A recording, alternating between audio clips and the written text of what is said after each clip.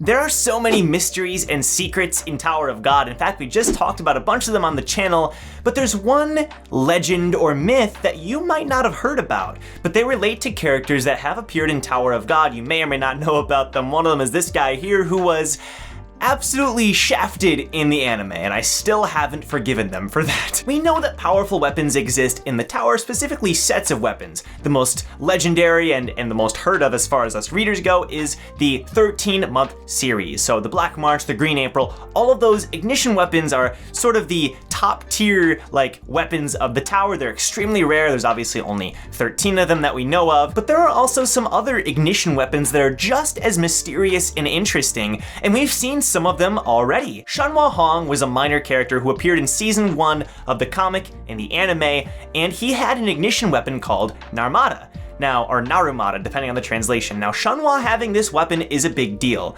because at this point, there are no regulars that really should have an ignition weapon that powerful.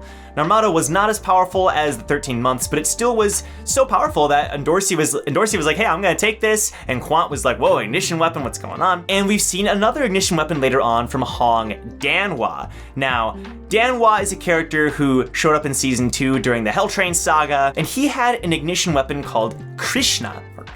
And this sword was also very powerful, and it's so powerful that Arie Inieta, when he defeated Danhwa, was like, hey, I'm gonna take this, and he fought Ron with it. Now, okay, what's the big deal? These are just 2 ignition weapons, who cares, right? The big deal is that what if I told you these swords were connected? Now, a lot of you probably know this, but Hong Chunhwa and Hong Danhwa are related. They have the same family name, and SIU has confirmed that they come from the same village. And these swords are connected as well. And if you notice, Danhwa and Chunhwa have many similarities other than their names. They're both swordsmen, and they're both very loyal to a woman in particular. So Chunhwa is very loyal to Narae, and Danhwa ends up becoming very loyal to Yura. These 2 people came from the same village, and there is a legend surrounding these swords. And this is such a cool part of the story. I actually forgot that this actually does exist in one of the chapters. Danhwa, I believe, goes into the backstory of his village. And these swords hold a pretty dark secret. A long time ago, in this village, 7 swordsmen got together and defeated this giant monster that was ravaging the area, the hometown. It was eating people, this man-eating monster. And these 7 swordsmen were like, hey, we gotta take this thing out. They came together and they killed this monster. And then this monster's soul, it was so powerful that they sealed it within 7 swords. And that's where these ignition weapons came from. So these 7 swords, and they named them after these like rivers that ran through the town, and these 7 swords house this monster's soul. And guess what?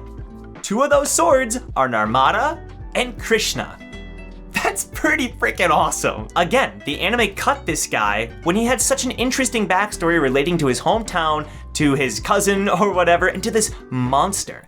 Tower of God has a bunch of awesome villains, but we don't get to see too many creatures after season 1 in particular, but there was this giant monster that was just ravaging, and these 7 swordsmen came and beat it up. It's pretty cool. Also, fun fact, these 7 swords were actually named after the 7 major rivers of India. Narmada and Krishna, or at least they're part of the names, which is pretty cool. We only know about those 2, but we can assume, if we ever see those swords again, that they'll share the other names of the rivers. I think this is such a cool story, such a cool part of the lore of the tower, that there are, first of all, monsters that are this powerful, these giant beasts, right?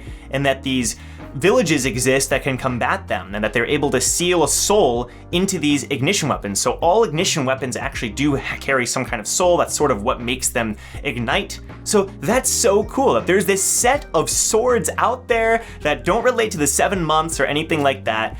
And I want to see more of them, and I think it's possible that we do.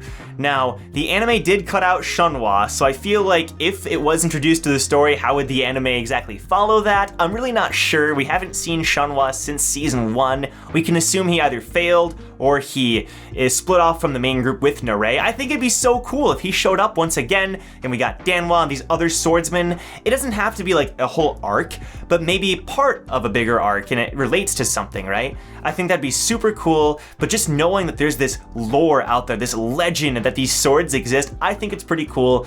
And once Tower of God comes back and we keep reading these chapters, I would say keep on the lookout for these 7 swords because they're pretty powerful. Not as powerful as the 13 months, but very powerful in their own right, and I wonder what would happen if these 7 swords were brought together, you know, their protectors and the protectors of the swords and these swords, what would happen? Would the monster be unleashed once again?